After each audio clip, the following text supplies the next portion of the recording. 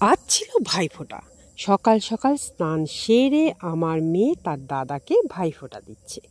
আর সকাল সকালই দিচ্ছে, কারণ হচ্ছে ওর এই দাদা শিলিগুড়ি চলে যাবে সকাল সকাল, সেই জন্যই সকাল সকালই ওকে আমার দুই মেয়ে ভাইফোঁটা দিয়ে দিচ্ছে।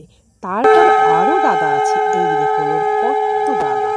তো নিজের তো দাদা নেই, কিন্তু এর কাকা তো জ্যাঠা তো এরা সব দাদাকেও ফোঁটা দিচ্ছে আমার দুই মেয়ে। আর সাথে আছে ওর ঠাকুরদা, এই যে ও দাদাদের ফোঁটা দিচ্ছে। আর ওর পিসি সব দেখিয়ে দিচ্ছে নিয়ম, মানে যা নিয়ম টিয়ম আছে ওর পিসি দেখিয়ে দিচ্ছে। তো আমার মেয়ে মানে ভাইফোঁটা দিবে এটা আগের বছর থেকেই শুরু করলো। মানে ও যখন থেকেই বুঝতে শিখলো যে ভাইফোঁটা মানে কীভাবে দিতে হয় নিতে হয়, ও তখন থেকেই শুরু করে দিল ভাইফোঁটা। তার মানে এর আগের বছর থেকেই শুরু হয়ে গেল ওর ভাইফোঁটা। ও ভীষণ খুশি ভাইফোঁটা দেওয়ার জন্য, এই যে ভাইফোঁটা দিচ্ছে।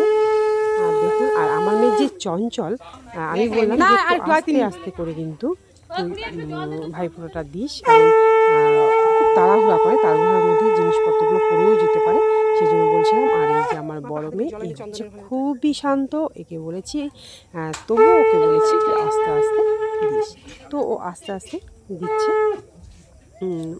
আর ওর পিসি ওর সাথেই আছে, ওকে দেখিয়ে দিচ্ছে। আর আজকে মানে তোর হাতে জলে নাই। আর আজকে মানে এদিকে ভাইফোঁটা শুরু হচ্ছে, আর হচ্ছে আমি আর মানে আপনাদের দাদাবাবু রান্না বসিয়ে দিয়েছি। আর সাথে ওর এক দাদাও হেল্প করেছে, ওর বম্মাও হেল্প করেছে, আমরা সবাই মিলে রান্না করছি। তো আজকের কিন্তু রেসিপিতে ছিল, ভাইফোঁটার রেসিপিতে ছিল চিকেন বিরিয়ানি, আর তার সাথে হচ্ছে খাসির মাংস। এই ছিল কিন্তু আজকে ভাইফোঁটার রেসিপি। তো আপনারা ভিডিওটা দেখতে থাকুন, তাহলেই বুঝতে পারবেন কি কি রেসিপি হয়েছে।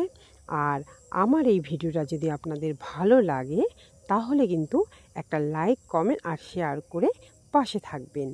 তো এই দেখুন, এদিকে কিন্তু মোটামুটি ভাইফোঁটা দিতে দিতে কিছুটা কিন্তু রান্না মানে হয়েই গেছে, প্রায় মানে ধরতে গেলে প্রায় হয়েই গেছে।